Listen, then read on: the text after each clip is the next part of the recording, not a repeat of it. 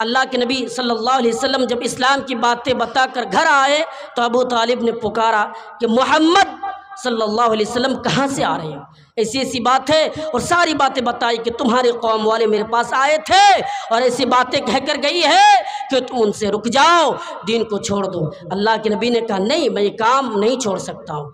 اور آئیے پھر بھی اللہ کے نبی دین کی بات بتا رہے ہیں، پھر بھی اللہ کے نبی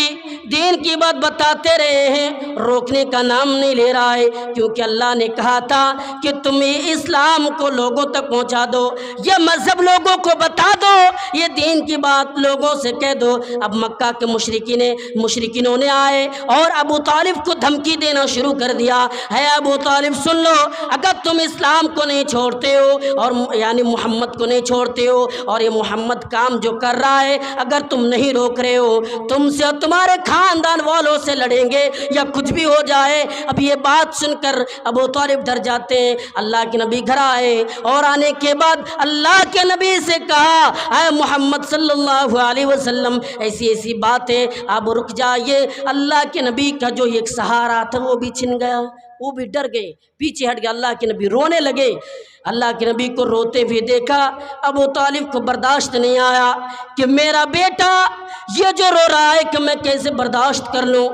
ہاں ابو طالب نے کہا کہ جاؤ، تمہیں رونے کی ضرورت نہیں ہے، یہ جو تم رو رہے ہو رونے کی ضرورت نہیں ہے، جاؤ اور تم اپنا کام کرتے رہو۔ ہاں یعنی کسی کے بس یہ طاقت نہیں ہے کہ آپ کو روک کر دکھائے، اگر کوئی انگلی بھی اٹھائے تو مجھے بتا دینا، میں اس کو بتاؤں گا۔ پھر اللہ کے نبی نے وہ اسلام لوگوں تک بتاتے رہے، لیکن موقع آیا کہ ایک مرتبہ اللہ کے نبی صلی اللہ علیہ وسلم خانہ کعبہ میں نماز پڑھ رہے ہیں اور ابو جہل اور ان لوگوں نے آئے، اور آنے کے بعد جب اللہ کے نبی سجدے کی حالت میں ہیں اسی طریقے سے اللہ کے نبی پر اونٹنی کی اوجھڑی لا کر رکھ دی۔ حضرت عبداللہ ابن مسعود رضی اللہ تعالیٰ عنہ کا بیان ہے کہ اللہ کے نبی کو دیکھ رہا ہے کہ مکہ کے مشرکینوں نے، ابو جہل نے، امیہ بن خلف نے اور ان جیسے ظالموں نے سجدے کی حالت میں اونٹنے کی اوجھڑی لا کر رکھ دی، اور وہ لوگ دور جا کے ہنسی کر رہے ہیں اور کھلکھلا کر ہنس رہے ہیں، لیکن اللہ کے نبی سجدے سے سر اٹھانا مشکل ہو رہا ہے۔ آپ کی پیاری بیٹی حضرت فاطمہ رضی اللہ تعالیٰ عنہ دوڑی دوڑی آئی اور آنے کے بعد اونٹنے کی اوجھڑی ہٹائی۔ اللہ کے نبی سجدے سے سر اٹھایا اور اٹھانے کے بعد ایک ایک کر کے نام لے لے کر کہا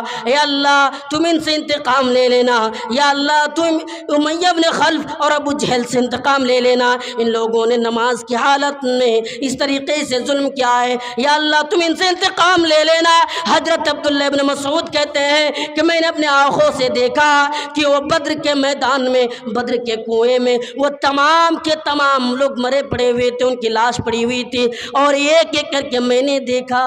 دیکھ رہے مکی زندگی میں اللہ کے نبی پر کس طریقے سے ظلم کیا۔ اللہ کے نبی ایک مرتبہ لوگوں کے اکٹھے ایک جگہ پر بلایا، اور بلانے کے بعد ایک ایک کر کے نام لے لے کر پکارا اپنے خاندان کے لوگوں کو،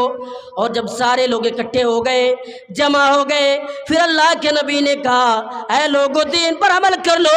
اے لوگو، اور اپنے بیٹی سے بھی یہ بات کہہ دی کہ دیکھو تم دنیا میں جو مانگنا چاہو مجھ سے مانگ لو، کیونکہ قیامت کے دن میں کچھ بھی نہیں دے سکتا ہوں۔ ہاں تمہیں جو چاہیے لے لو، لیکن تم دین پر عمل کر لو، رسول کے طریقے پر عمل کر لو، کامیاب ہو جاؤ گے۔ یہ بات کہہ دی، سارے لوگ بتا رہے ہیں، لوگوں کہہ رہے ہیں، لیکن اس میں ابو لہب بھی تھے اور ان جیسے لوگ اور ظالم لوگ بھی تھے، اور آپ کے تمام خاندان والے تھے، لیکن وہ خاندان والے موجود تھے، لیکن جب یہ دین کی بات اللہ کے نبی نے کی ہے سارے لوگ چلے گئے۔ یہ ایک شخص یعنی کفار یعنی مکہ کے مشرکینوں میں سے ایک شخص رہا، اور رہنے کے بعد کہا یہ اللہ کے رسول اے محمد بربادی ہو تمہارے لیے، تم نے مجھے اس لیے بلایا تھا، تم اپنے دین کا کام کرنے کے لیے مجھے بلایا تھا۔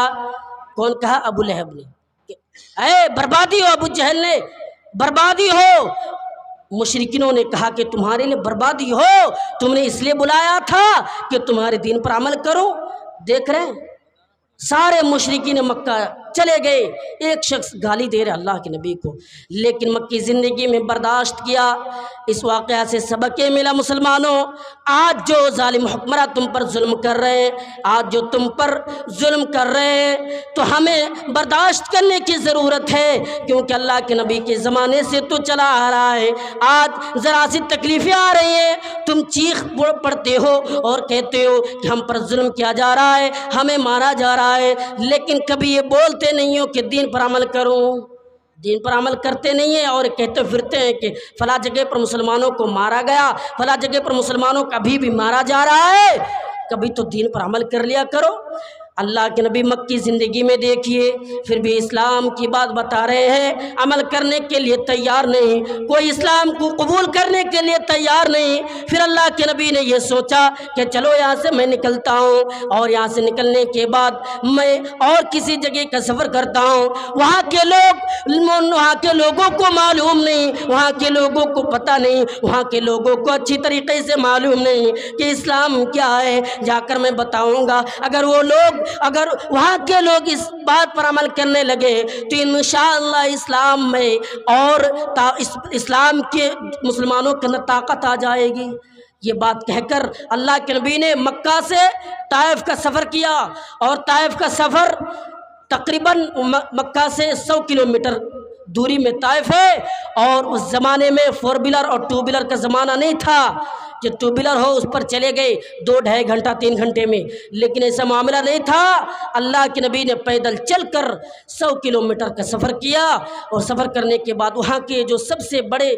اور عہدے میں رہتے ہیں بادشاہ ہے، ان کے پاس پہنچے، اور پہنچنے کے بعد کہا کہ میں اسلام کو لے کر آیا ہوں، میں دین اسلام کو لے کر آیا ہوں، اور آپ کو بتانا چاہتا ہوں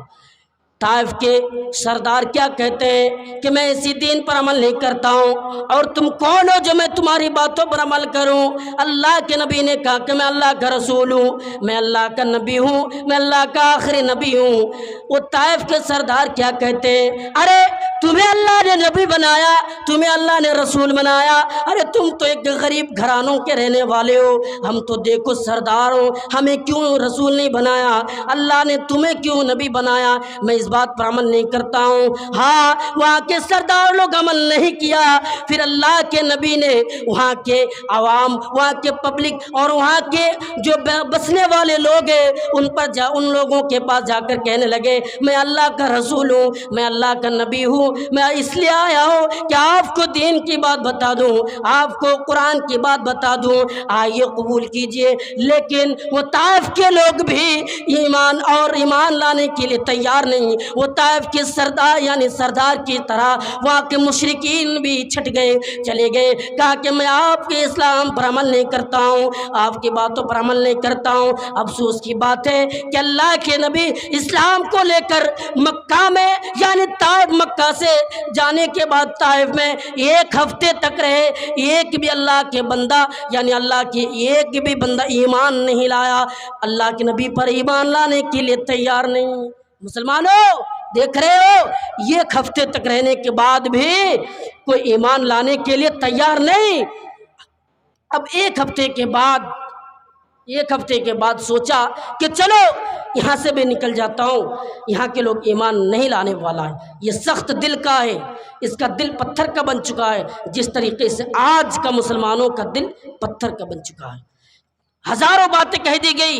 لیکن ایک بھی باتوں پر عمل کرنے کے لیے تیار نہیں۔ پوری رات پروگرام ہوا، اور علماء باہر سے آ کر دین کی باتیں سنائیں، لیکن سنا، عمل کرنے کے لیے تیار نہیں۔ آ تو رہے سننے کے لیے، جلسے میں حاضر بھی ہوتے ہیں، لیکن عمل کرنے کے لیے تیار نہیں۔ سننا بڑی بات نہیں ہے، عمل کرنا ضروری ہے۔ آپ ابھی سن رہے ہیں، اگر فجر کی نماز ہی سے دور رہتے ہیں تو فائدہ کیا ہوا؟ کچھ فائدہ نہیں ہوا۔ آپ جو جس فائدے کے لیے آئے تھے وہ فائدہ نہیں ہے۔ آپ کو نماز پڑھنا پڑے گا، آپ کو قرآن کی تلاوت کرنا پڑے گا، تب کامیاب ہو سکتے ہیں، ورنہ آپ ناکام ہیں۔ تو طائف میں اللہ کے نبی 1 ہفتے تک رہنے کے بعد یہ سوچا کہ چلو میں یہاں سے نکلتا ہوں، اور نکل کر پھر میں واپس چلا جاتا ہوں، وہاں کے لوگوں کو میں بتاؤں گا، وہ اسلام پر عمل کرنے والے بن جائے۔ جب اللہ کے نبی نے نکلنے کی باتیں کی کہ چلو میں یہاں سے نکلتا ہوں، میرے بھائیوں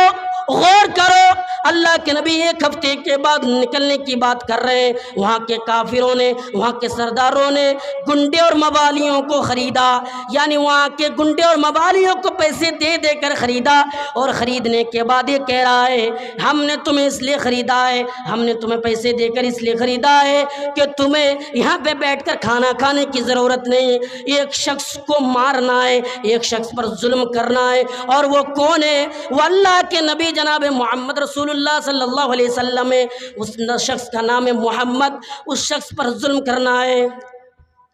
کیا کرنا ہے؟